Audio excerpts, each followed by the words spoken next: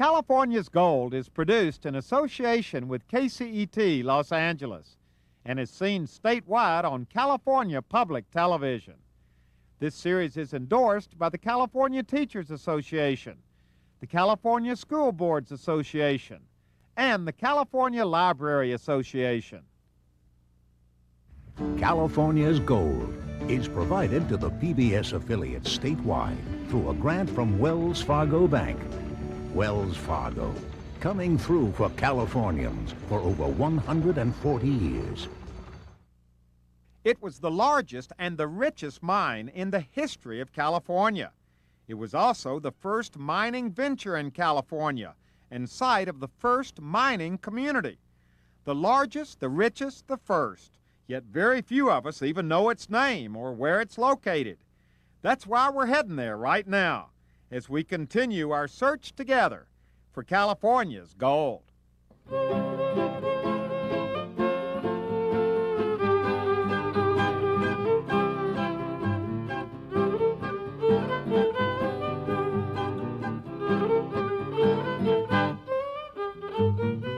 It was called the New Almaden Mine, and it was situated in the mountains of Santa Clara County, just a little south of San Jose. It started up in 1845 and was in production until 1976. During that time, over $700 million worth of metal was taken out, making it California's richest mine. But the catch is, and this is a big catch, this wasn't a gold mine. This was a quicksilver mine, mercury, which was essential in hard rock mining because mercury was used to separate the gold from the rock it was in. The community of New Almaden is still largely intact.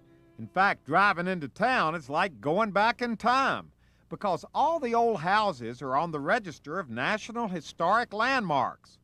The mine is now part of a 4,000-acre county park, which is being developed to tell the mine's rich history to future visitors.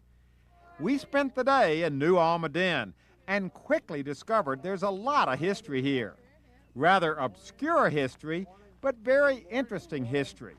And to learn about that history firsthand, our first stop after meeting our welcoming delegation was the local museum.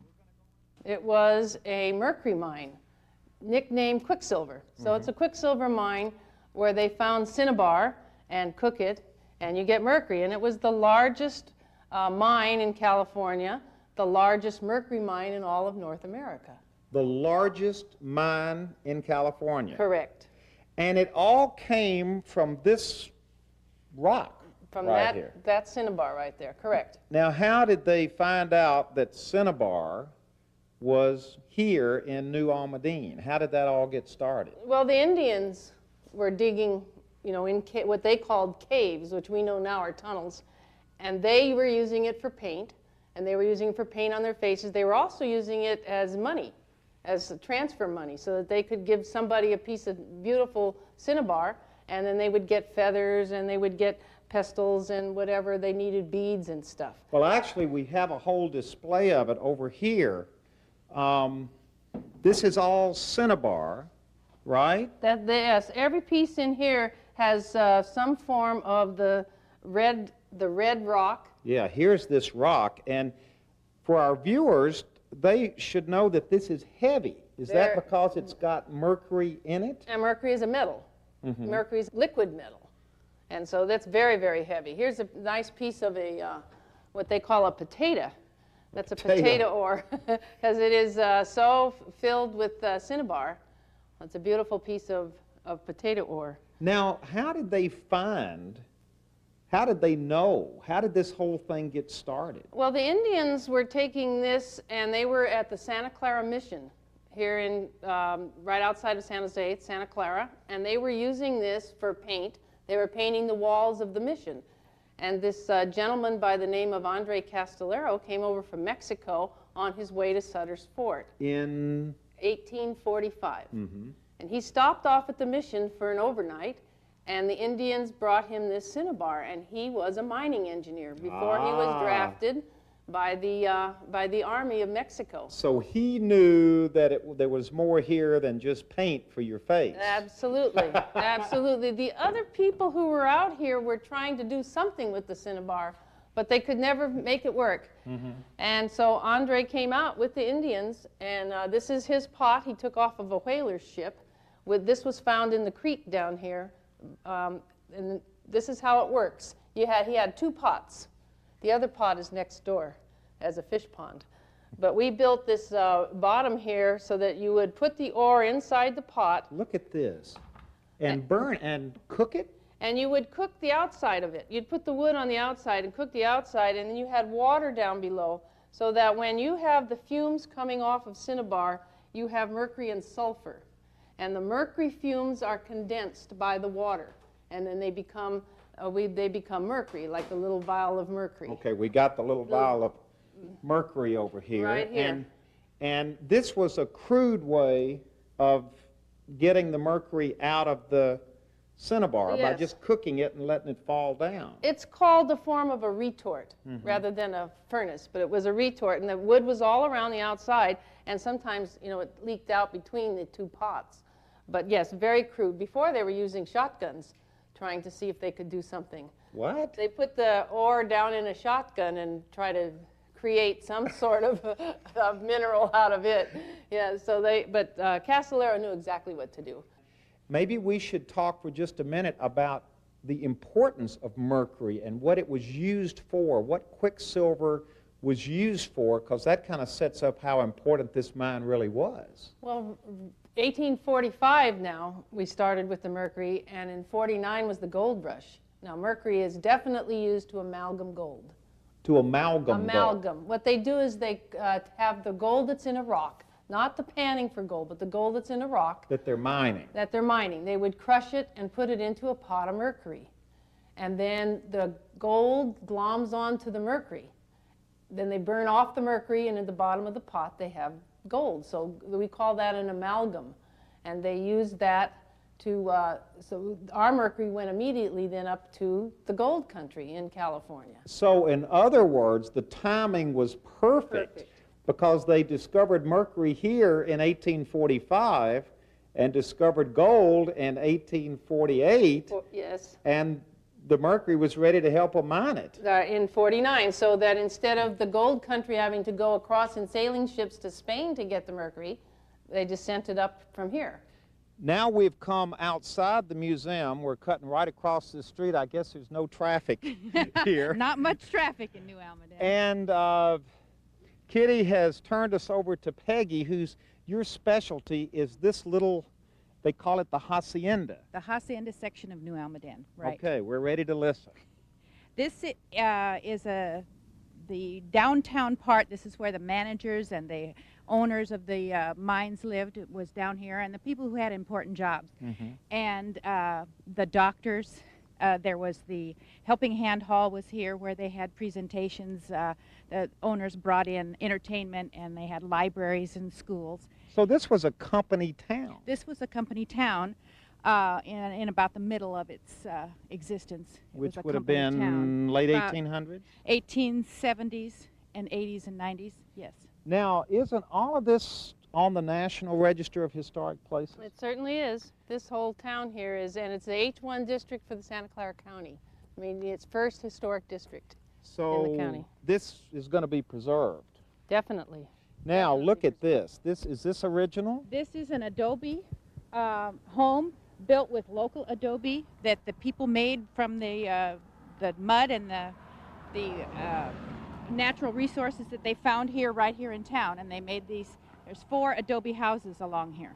Okay. Built in a Spanish style.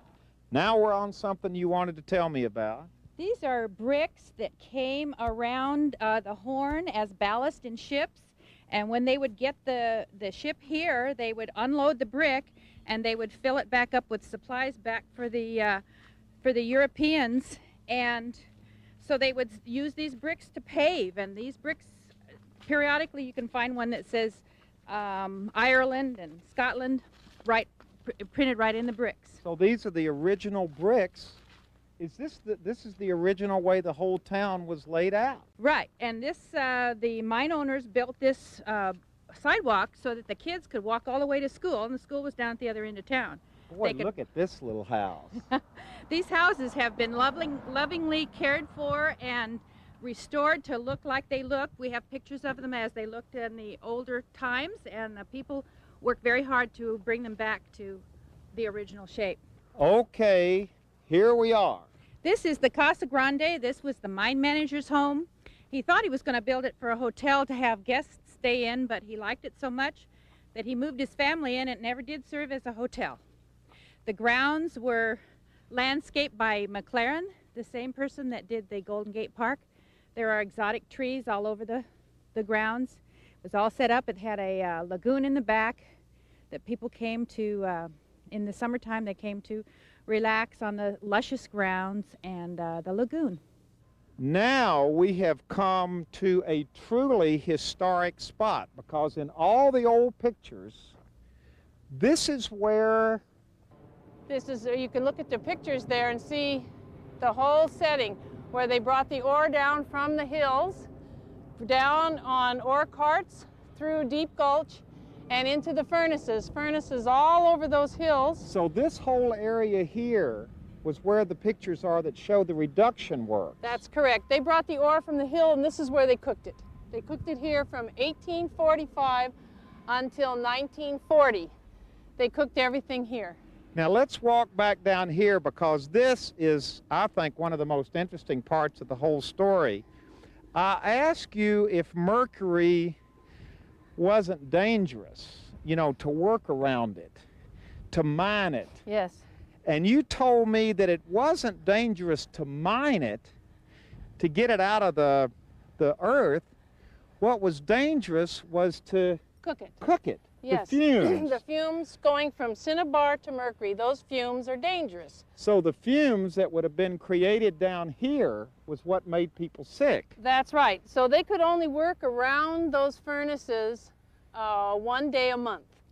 1 day a month, and they had to go be blacksmiths, or they had to go underground. They had to go do something else.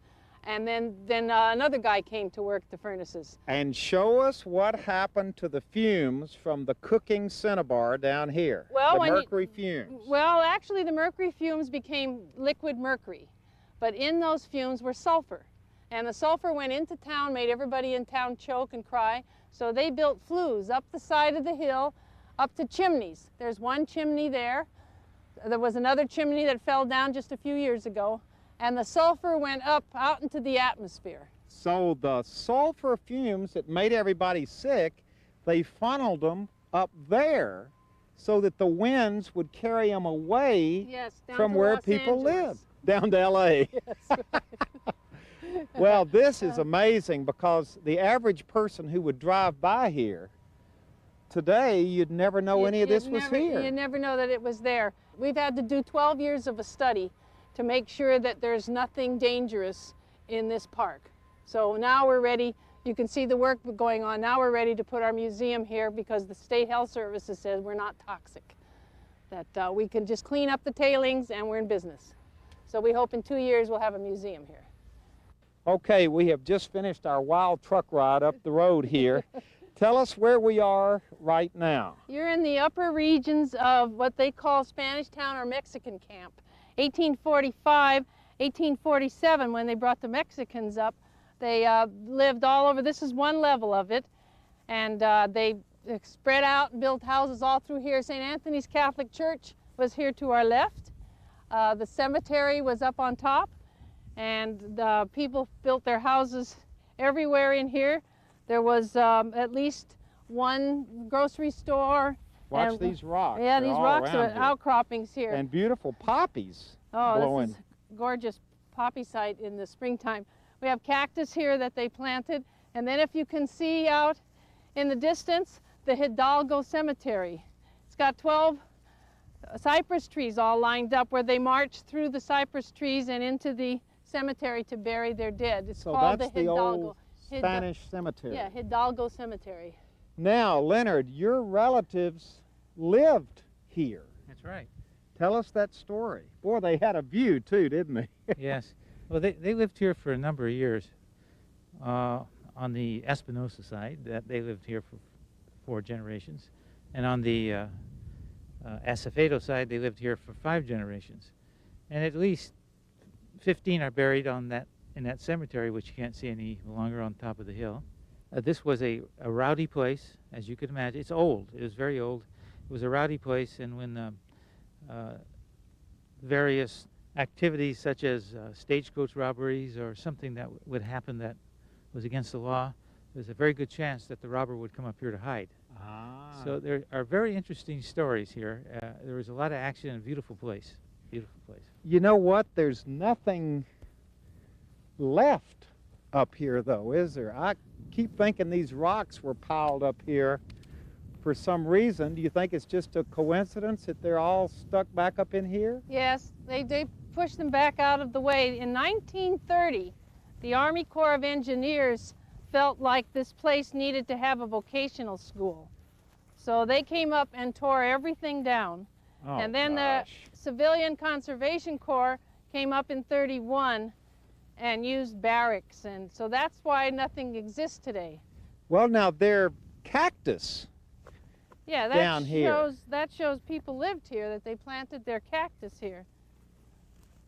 So these would have been cactus planted By the families of the miners who by lived your here. relatives. Yes. Yes. They would bring their cactus or other native plants with them when they came here. And if you were to visit that cemetery on the hill, you would see plants that are non-native to this area, which they had brought with them, and they're still surviving. You know, it's funny because there is nothing out here. All the structures are gone.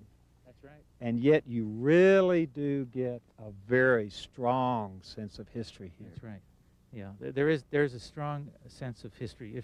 If we were to walk on this road for a while and look down, and which I've done, you would see the nails from the horses' shoes that have fallen out. Yeah. So there's just a lot of history here. Every place there's history.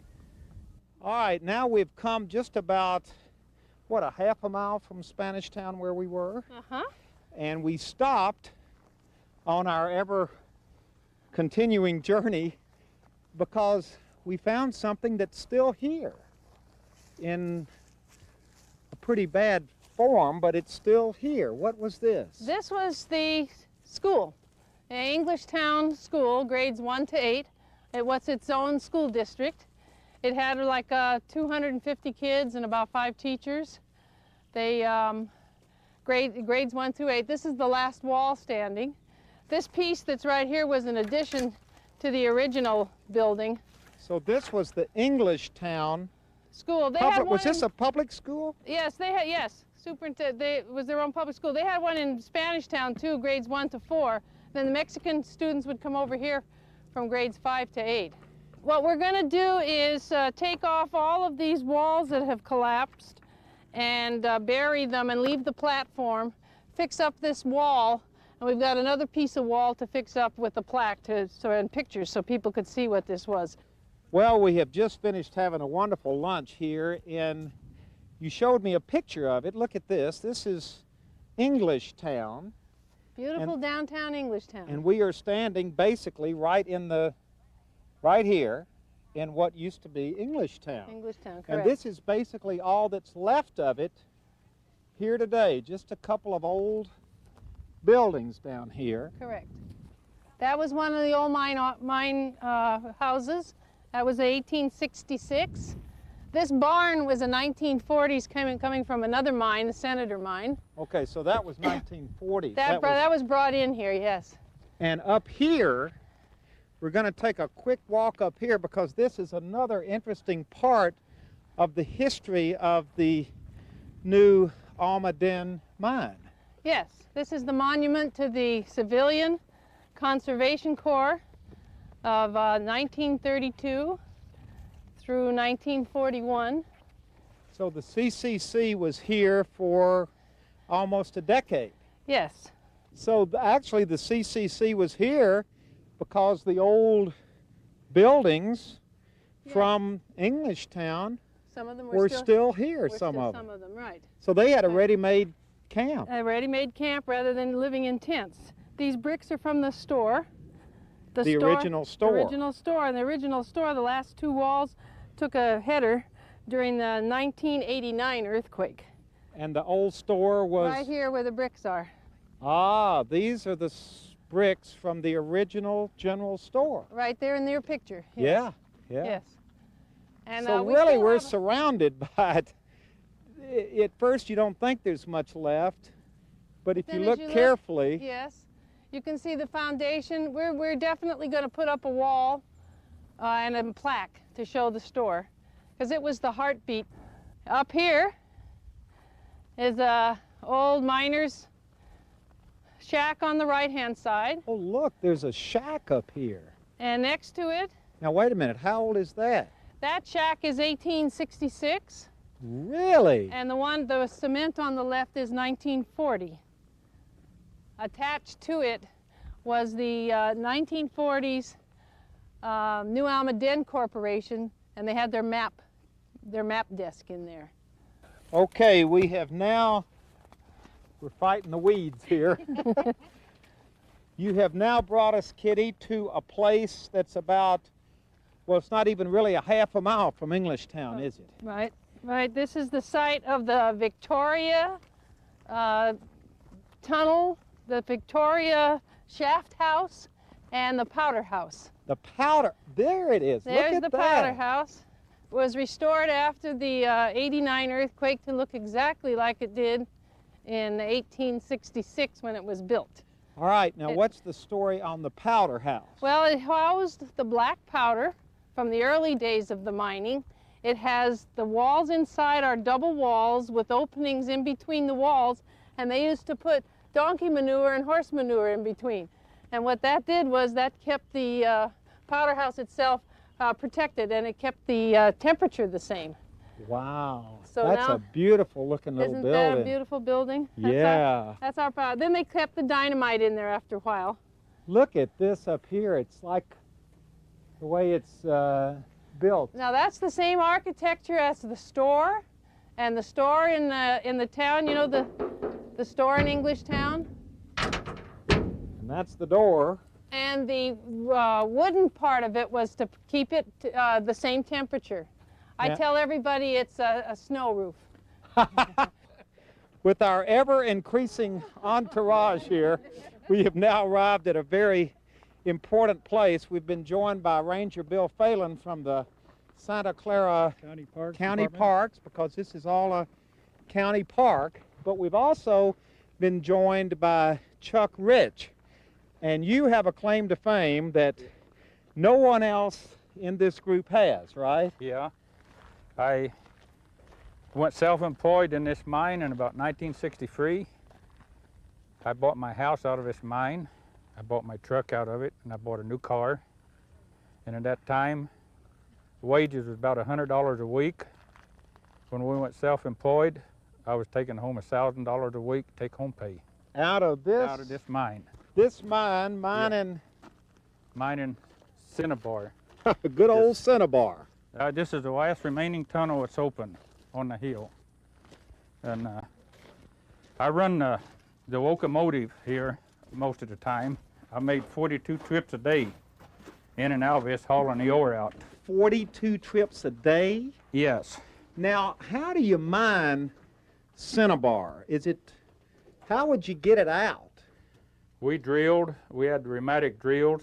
We drilled 6 to 8 foot holes, about 35 to 40 holes in a round. We'd pull 20 ton at a blast. No, so you'd use dynamite, Yeah. just blast it out. Yeah, we was qualified, licensed to handle dynamite or explosives. Now, how much mine is there back here? Because they got this thing blocked off so we can't get back in there. How Yeah. many miles of tunnels are there through here?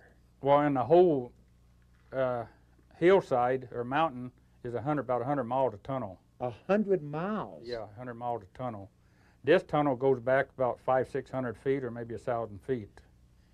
Then it drops down to other levels.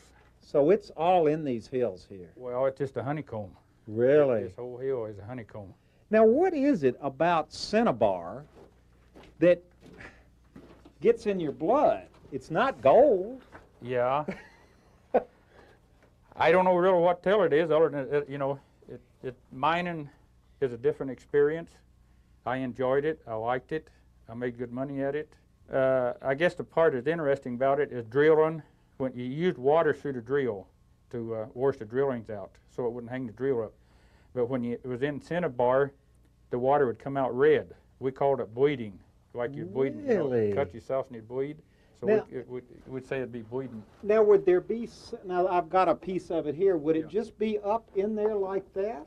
Oh yeah, yeah, you could see it like that. It would just be sitting in there like Yeah. that? Yeah, we'd hit veins of it. It'd be 3 or 4 or 5 foot, you know, slick, wide, or, you know, and the veins of it would be running. What kind of guys are cinnabar miners? Are they rough guys, tough guys, Oh, family guys? No, most of them is rough and tough. They like to be known for being rough and tough. Now, my bunch, we wasn't that way, because we were more a gentle type. But most of your miners, they like to be known for mean, rough, and tough. They were hard workers. They were real hard workers. They had to be. Now, the question is, looking back in here, Yeah. is there a lot of cinnabar still back in these mines, these tunnels? Oh, yeah, there's a lot of cinnabar here. There's lots and lots of it. Well, why'd they quit? Mercury pollution, the price of mercury went to going down, and the price of everything else coming up. It didn't get feasible to mine it. So do you think someday it'll come back? Well, if they ever need the mercury, yeah, it'll come back, Yeah. and I'd like to be here.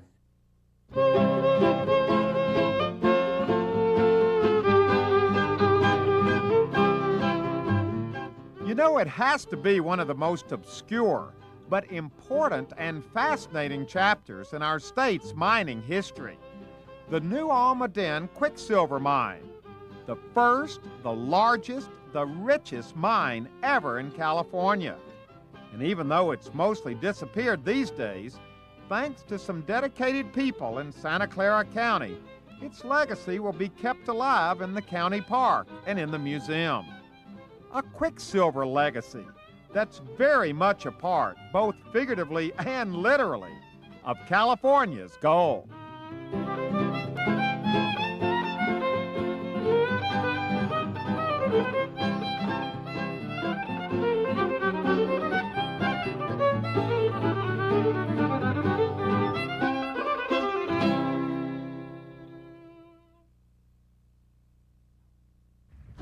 California's gold is provided to the PBS affiliates statewide through a grant from Wells Fargo Bank.